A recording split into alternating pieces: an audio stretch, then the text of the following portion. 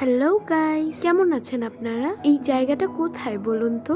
তো যাই হোক, আমি বলে দিচ্ছি। আচ্ছা বলছি, একটু ওয়েট করুন। তো সেই দিন আমরা গিয়েছিলাম আমার ফুপিদের বাসায়। এক রাত্র থাকার পর ভেবেছিলাম বিকালে বাসায় চলে আসব, বাট তারা বলল যেহেতু হলিডে একটু ঘুরে আসি। তো যেই ভাবা সেই কাজ, আমরাও তাদের সাথে চলে গিয়েছিলাম।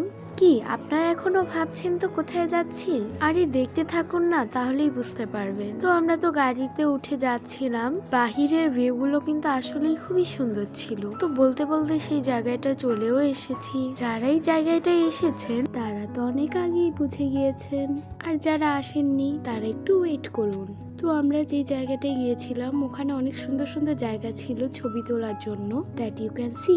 তো আমরা একটু পুরো জায়গাটা ঘুরে ঘুরে দেখছিলাম। এরপর আমাদের চোখে পড়লো একটা লাইব্রেরি টাইপের দোকান, সাথে সাথে ঢুকে গেলাম। ভেতরটা কিন্তু অনেক সুন্দর ছিল, তাই না? সেখানে গিয়ে আমরা জাস্ট ছবি তুলেছিলাম, কোনো বুকস আর কেনা হয়নি। তো যাই হোক, দেখতে দেখতে ওখান থেকেও বের হয়ে চলে আসলাম আরো একটি সুন্দর জায়গায়। এটার ভেতরে কিন্তু অনেক সুন্দর একটা জায়গা আছে, জাস্ট একটু ওয়েট করুন। তো ভেতরে ঢোকার জন্য আমাদেরকে মোজা পরে নিতে হবে, সো পরে নিচ্ছিলাম, দ্যাট ইউ ক্যান সি। তো যেহেতু আমরা এন্ট্রি করব, এর জন্য হাতে একটা ব্যাচের মতো পরিয়ে দিয়েছিল। আমরা খেলবো আর মা বাবারা দাঁড়িয়ে দেখবে, তা তো হয় না, তাদেরকেও বসার জন্য একটা জায়গা দেওয়া হয়েছিল। তো যাই হোক, বলতে বলতে ভিতরেও ঢুকে গিয়েছি। ভেতরটা কিন্তু আসলে অনেক সুন্দর, তাই না?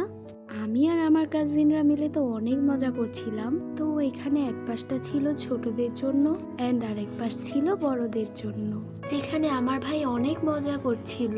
আর খেলতে খেলতে এখন একটা রেস্টুরেন্টেও ঢুকে গিয়েছি।